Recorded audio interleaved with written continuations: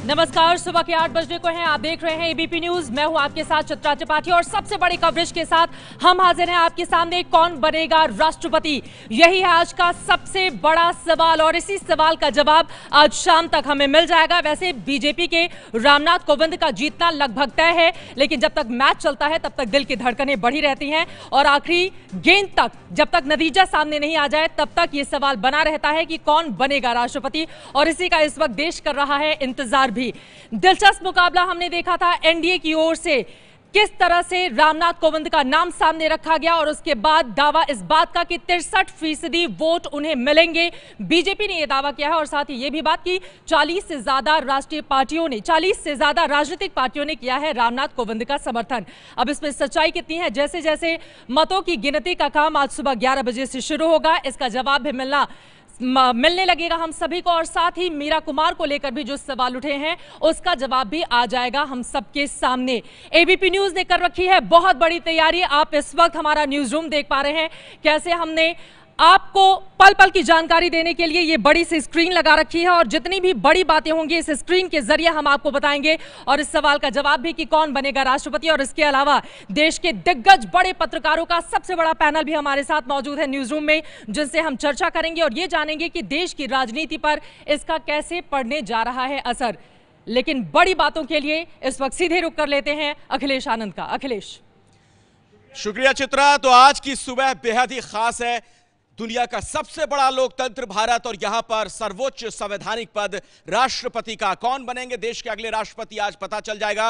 हालांकि रामनाथ कोविंद का राष्ट्रपति बनना लगभग तय है। जो बड़ी बातें हैं उस पर नजर डालिए। आज की इस बड़ी खबर से जुड़ी बड़ी बात यह, 11 बजे आज मतगणना शुरू हो जाएगी, यानी वोटों की गिनती 11 बजे शुरू हो जाएगी और शाम 5 बजे के आसपास तक ऐसा माना जा रहा है कि नतीजे आ जाएंगे। सुबह 11 बजे से वोटों की गिनती शुरू होगी और आपको बता दें कई चरण में दरअसल ये वोटों की गिनती होनी है। तमाम राज्यों से जो मतपेटियां हैं वो आ चुकी हैं। रामनाथ कोविंद और मीरा कुमार के बीच ये बड़ा मुकाबला, एक तरफ है एनडीए के राम, दूसरी तरफ यूपीए की मीरा, और दोनों के बीच ये मुकाबला है। हालांकि रामनाथ कोविंद का पलड़ा भारी है, कोई करिश्मा होगा तभी मीरा कुमार जीत पाएंगी, वरना माना यही जा रहा है कि रामनाथ कोविंद ही देश के अगले राष्ट्रपति यानी 14वें राष्ट्रपति बनने जा रहे हैं। एनडीए उम्मीदवार हैं रामनाथ कोविंद, अचानक से उनका नाम सामने आया था और उसके बाद अब देश के अगले राष्ट्रपति वो होंगे। और बड़ी बात, एक और महत्वपूर्ण बात आपको बता दें इस खबर से जुड़ी हुई यह है कि 25 जुलाई को नए राष्ट्रपति का शपथ ग्रहण होगा, यानी 25 जुलाई को आज जिनके नाम का ऐलान होगा 25 जुलाई को वो संविधान की शपथ लेंगे। चित्रा। बिल्कुल, ये बड़ी बातें हुई जो अखिलेश ने आपको जानकारी दी। 25 तारीख को शपथ लेंगे नए राष्ट्रपति, और पहली बार ऐसा होने जा रहा है जब बीजेपी का अपना कोई राष्ट्रपति बनेगा। इसको लेकर किस तरह का उत्साह देखा जा रहा है बीजेपी में, वो तस्वीरें भी आएंगी सामने तो आप तक हम पहुंचाएंगे।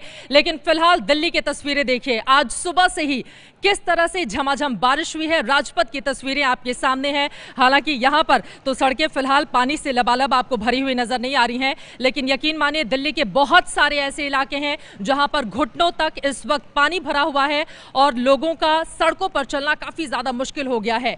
सुबह से ही लगातार हो रही है बारिश, दिल्ली एनसीआर में भारी बारिश, जिसकी वजह से हालांकि बिल्कुल सुबह का वक्त है लेकिन गाड़ियां रेंग रेंग कर चलती हुई नजर आ रही हैं।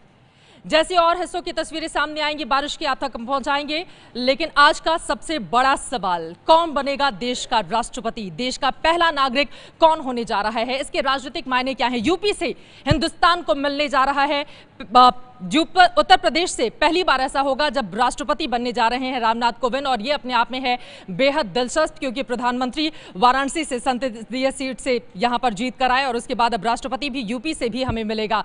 तो ये तमाम सवाल हैं क्योंकि इसके राजनीतिक मायने भी कई निकाले जा रहे हैं।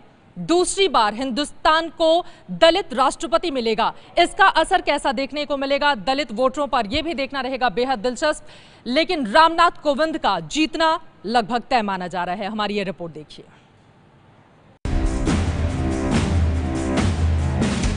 देश का अगला राष्ट्रपति कौन होगा ये आज तय हो जाएगा। वोटों के गणित के हिसाब से रामनाथ कोविंद का अगला राष्ट्रपति बनना तय ही है। वोटों की गिनती के बाद इसका औपचारिक ऐलान भी आज हो जाएगा। राष्ट्रपति चुनाव के लिए सोमवार 17 जुलाई को डाले गए वोटों की गिनती आज सुबह 11 बजे शुरू होगी। 32 राज्यों में हुए मतदान की मतपेटियां 2 दिन पहले ही संसद भवन में पहुंच चुकी हैं। वोटों की गिनती का इंतजाम संसद भवन के उसी 62 नंबर हॉल में किया गया है जहां 17 जुलाई को वोट डाले गए थे। संसद भवन में आप देख सकते हैं कि पहली मंजिल पर जो सफ़ेद कपड़े का जो पर्दा है उसके ठीक पीछे है 62 नंबर का कमरा, जहां पर मत पेटियों को रखा गया है और इस कमरे को फिलहाल सील कर दिया गया है। ठीक 11 बजे इस कमरे को खोला जाएगा और तब होगी वोटों की गिनती।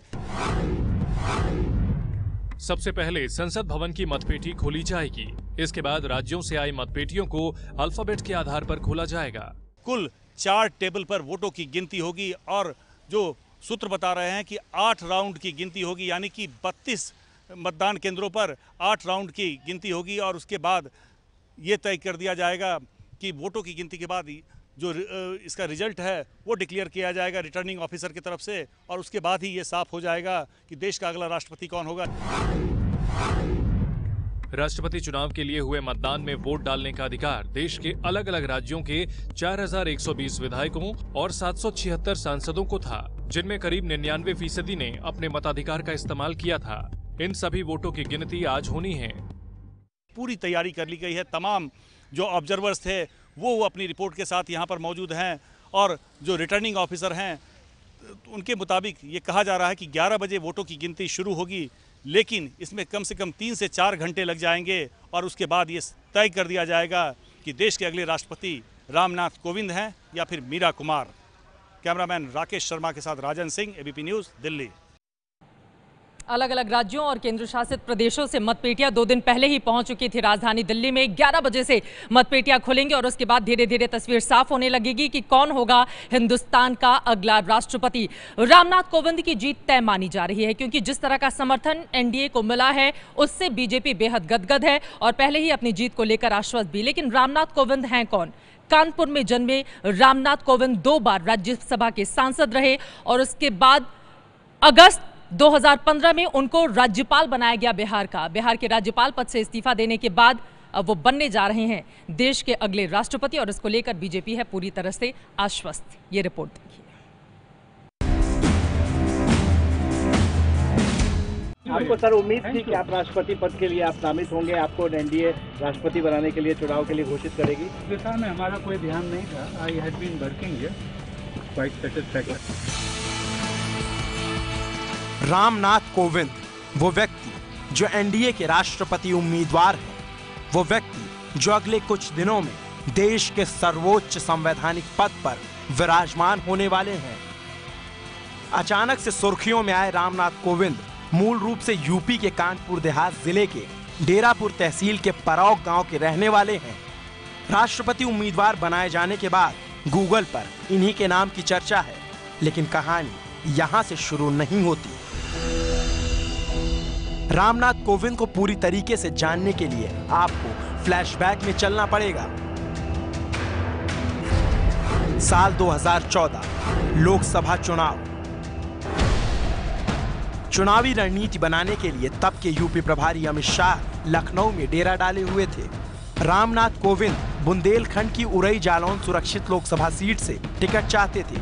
वो लखनऊ पहुंचे, लेकिन टिकट उन्हें नहीं मिला। शायद नियति ने उनके नसीब में कुछ और ही लिखा था। फिर साल 2015 का आया। बिहार जैसे बड़े राज्य के विधानसभा चुनाव में बीजेपी की करारी हार हुई। लालू और नीतीश से सामंजस्य बैठाने के लिए बीजेपी को राज्यपाल पद के लिए एक कद्दावर नेता की जरूरत थी और उन्होंने रामनाथ कोविंद को चुना और वहां से रामनाथ कोविंद के सितारे बुलंदी पर पहुंच गए। 16 अगस्त 2015 को रामनाथ कोविंद को बिहार का राज्यपाल बनाया गया। रामनाथ कोविंद को लंबा राजनीतिक अनुभव है। कोविंद पहली बार साल 1991 में कानपुर की घाटमपुर सीट से संसदीय चुनाव लड़े थे, लेकिन तब हार गए। कोविंद को अटल बिहारी वाजपेयी के करीबी होने का फायदा मिला। साल 1994 से 2006 तक लगातार 12 साल कोविंद राज्यसभा के सदस्य रहे। इस दौरान साल 1998 में कोविंद बीजेपी के अनुसूचित मोर्चा के अध्यक्ष बने। साल 2007 में कानपुर देहात की भोगनीपुर सीट से कोविंद ने विधानसभा चुनाव लड़ा, लेकिन फिर हार गए। रामनाथ कोविंद बीजेपी के राष्ट्रीय प्रवक्ता भी रहे। रामनाथ कोविंद ने अपने राजनीतिक करियर में बहुत सारे उतार चढ़ाव देखे, लेकिन अगर अब सब कुछ ठीक रहा तो दलित जाति से आने वाले रामनाथ कोविंद का राष्ट्रपति बनना लगभग तय है। यहाँ दिलचस्प बात यह है कि उत्तर प्रदेश ने अब तक कई प्रधानमंत्री दिए हैं, लेकिन रामनाथ कोविंद यूपी में जन्मे पहले राष्ट्रपति होंगे। रामनाथ कोविंद देश के दूसरे दलित राष्ट्रपति होंगे।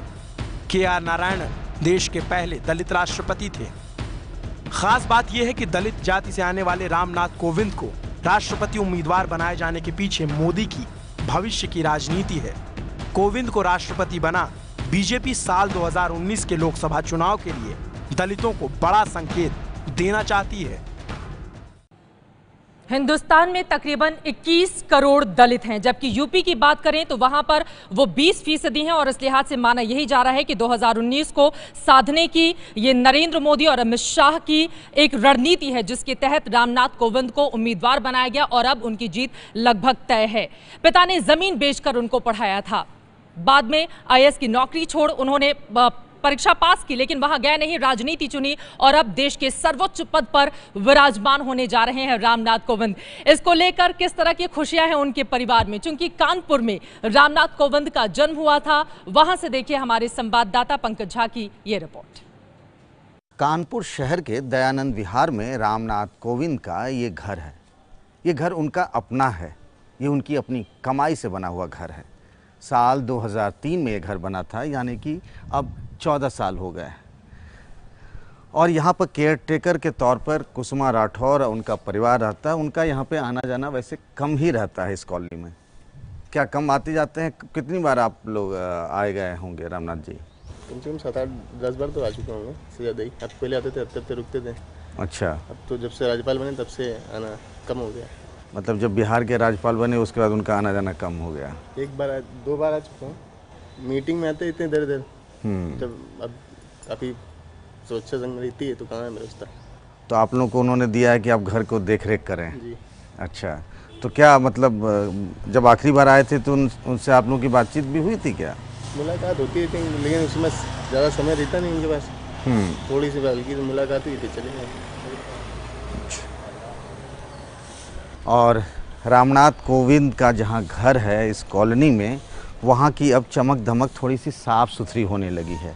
सड़कों की हालत देखिए, वो भी बेहतर हो गई है।